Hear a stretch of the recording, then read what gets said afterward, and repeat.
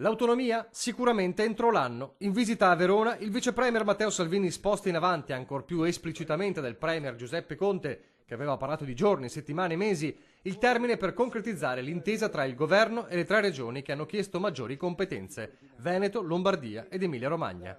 Tante altre regioni stanno facendo la stessa richiesta, ha spiegato Salvini, affermando infine che la presenza della Lega al governo è garanzia che l'autonomia ci sarà. Certo è che alla fine di una settimana che nei piani doveva essere decisiva per incassare lo storico risultato, questa brusca frenata preoccupa e stizzisce chi dal Veneto sta lavorando per raggiungere un obiettivo considerato vitale. L'autonomia si farà perché se non si farà l'autonomia si farà un nuovo governo.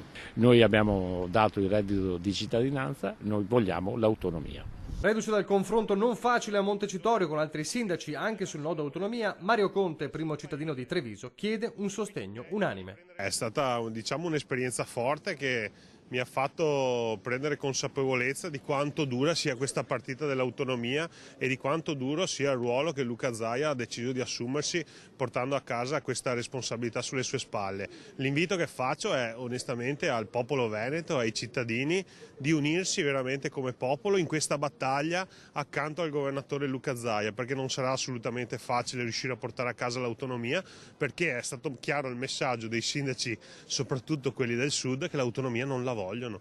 Da Padova, dove ha preso parte a un incontro sull'uguaglianza di genere, la Presidente del Senato, Maria Elisabetta Alberti Casellati, ha definito l'autonomia chiesta da Veneto, Lombardia ed Emilia-Romagna una questione sulla quale si sta lavorando. È una strada segnata e merita una risposta all'altezza delle aspettative di quel referendum, per cui io sono molto fiduciosa che, armati della Costituzione, riusciremo a realizzare finalmente l'autogoverno delle comunità responsabili, che è un bene per tutta la Repubblica e può essere anche il Veneto laboratorio di novità, appunto, anche per altre regioni.